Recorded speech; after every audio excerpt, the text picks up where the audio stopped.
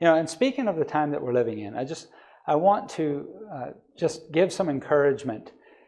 Over the years, for whether it's been decades or centuries, people have speculated about things. They read the Bible, they come up with an answer, they come up with an understanding of something.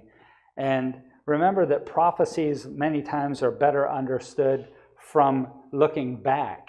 And we can look back and see things that have been fulfilled. And there's a lot of speculation, people speculating today about this king of the north and the king of the south. They look at Daniel 11 and Daniel 12. There's much speculation. And I just want to give a word of caution to not run ahead. Allow God to do his work, because a lot of people have speculated things. They've assumed that they had a crystal clear understanding of the Bible, and they will make a statement, and they end up setting themselves up for disappointments. I've been in churches that have done that. I know all too well. I have lived through a time period like that where there was a great number of people that were disappointed because things didn't happen the way that they were told or the way that they thought it would happen. Let's just do the work of God. Let's just preach the gospel message. Let's know Christ. Let's know his Father. Let's recognize what the Bible says and not run ahead and start telling people that things are going to happen this way and this way and this way. And, do I believe we're living in the end times?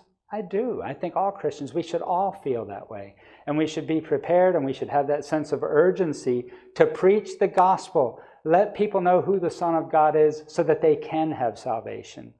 But as far as speculating as to, well, what's going to happen with Russia and Ukraine and this and that, let it play out. Let's keep praying for those people. Let's keep praying that God's will be done. Because what happens is we put God into this mold and say, well, it's got to happen the way that I'm saying it's going to happen because this is what the Bible says.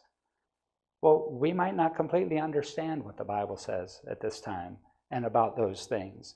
So my caution is, let's not get wrapped up in locking in on something and telling people it's going to happen this way, or this way, especially if we don't have a pattern to go by.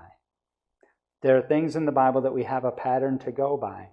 We understand what the seal of God is. We understand certain things, and the pattern is laid out for us in both the Old and New Testaments. But some of these other things, we just have to wait till they happen. So, it's just a word of caution, because I get lots of emails, lots of texts, lots of phone calls.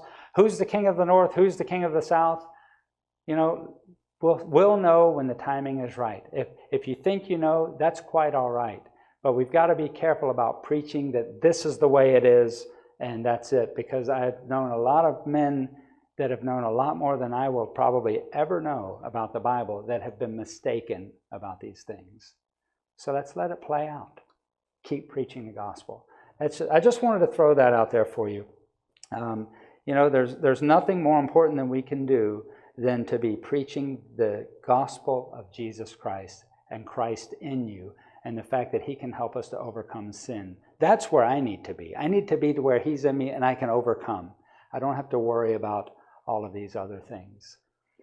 So I just wanted to share that with you, because there's just so much hype right now, so much going on in the news, and people are worried. If Christ is in you, we have nothing to fear.